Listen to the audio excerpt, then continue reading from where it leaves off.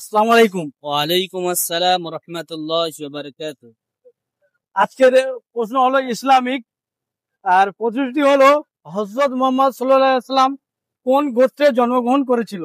নবী পাক সাল্লাল্লাহু আলাইহি ওয়াসাল্লাম কুরাইশ বংশের বংশধর, উনি কুরাইশ বংশের নবী সাল্লাল্লাহু আলাইহি ওয়াসাল্লাম কুরাইশ বংশের কুরাইশ বংশের বংশধর বা কুরাইশ বংশে জন্মগ্রহণ করেছিল। জন্মগ্রহণ করেছে। আপনারা কি বলছেন, ঠিক?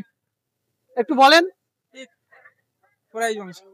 দাদাও বলছে ঠিক, হযরত মুহাম্মদ সাল্লাল্লাহু আলাইহি ওয়াসাল্লাম কুরাইশ বংশে জন্মগ্রহণ করেছে। খুব সুন্দর উত্তর দিল দাদা। আমাদের চ্যানেলের পক্ষ থেকে ছোট্ট একটি গিফট, এটা আপনার জন্য। জাযাকাল্লাহু খাইর, আপনাকে শুকরিয়া। আল্লাহ রাসূল সাল্লাল্লাহু আলাইহি সাল্লাম বলছে, যে মানুষের শুকরিয়া আদায় করে না সে আমি আল্লাহ, সে আল্লাহ পাকের কি শুকরিয়া আদায় করবে? যে আপনাকে আমি ওয়েলকাম, ধন্যবাদ, শুকরিয়া, জাযাকাল্লাহ, বিহালান সালাহান মারহাবা।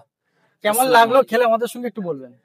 খুব সুন্দর প্রশ্ন করেছেন নবী পাকের সম্বন্ধে। নবী পাক কোন বংশের গোত্রে জন্মগ্রহণ করেছে? কুরাইশ বংশের। খুব সুন্দর উত্তর দিয়েছি, আর অথবা খুব সুন্দর প্রশ্ন করেছেন। আপনার প্রশ্ন করে আমি খুব খুশি হয়েছি, কেননা মৌখালী ব্রিজ এসেছি, একটু ঘুরতে এসেছি। আপনি যে ইসলামিক প্রশ্ন করেছেন, আপনার প্রশ্নকে আমি খুব খুশি হয়েছি।